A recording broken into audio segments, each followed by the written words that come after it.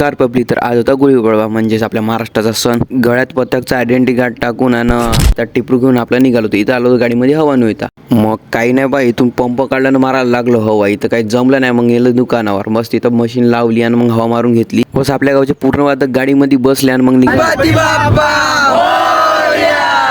बस मग पोचला. म्हणजे इथं आपला गुढीपाडवा साजरा होणार होता. इथं गेलो तर गण्या पहिला फोटो काढ म्हणे. इकडं आपला मनीष भाऊ मस्त टिकला लावून देता. म्हणलं मला बी एक लावून दे. मग चंद्रकोरचा टिक्का लावला. एवढा चांगलं डेकोरेशन समोर नाही का, एवढा बाया नाही काय, अशा पोच देऊन फोटो काढतो त्या. जस्ट असा फिरूनच राहिलो तर एक मुलगी आली, म्हणाली मला गॉगल दे फोटो काढायसाठी. तसं तर कोणी मुली वगैरे बोलत नाही आपल्यासोबत. कोणतरी मागला तर देऊन दिला बापांचे. देवीला सांगत होता का भूक लागली तर मग चाल म्हणलं पोहे खासाठी. मग पोहे खाल्ले आणि मग आपण गेलो मोठू पटले भेटासाठी. बस तिकडे मोठू पतली म्हणत होते भूक लागली. मग जा म्हणलं पोहे खाऊन या पहिलं तुम्ही तिकडून. यांच्यासोबत फोटो वगैरे काढून झाल्यावर आपला नाही का ध्वज प्रणाम झाला सर्वात पहिलं. सगळ्यांसोबत ग्रुप फोटो वगैरे घेऊन झाल्यावर महाराजांच्या आज्ञेनुसार गुढीपाडव्याला सुरुवात.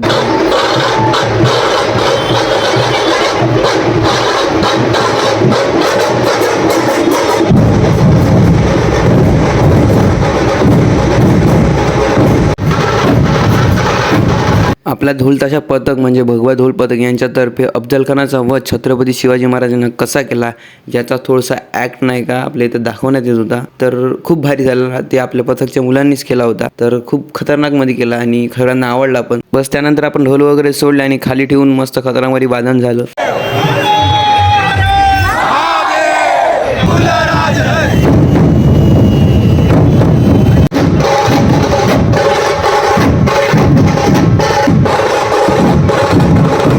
बस इकडं ढोल वगैरे ठेवला ना. इकडं पाहत होता आपल्या समोर आपले भाऊ लोक उभी होती. यांनी आपला मस्त व्हिडिओ काढलाय. एवढी सगळी रॅली झाल्यावर सगळे थकून गेले होते. पण इकडं आपला कार्तिक भाऊ म्हणजे लेक्स नेवर एनर्जी मस्त ताशा वाजवून राहिला होता इथं.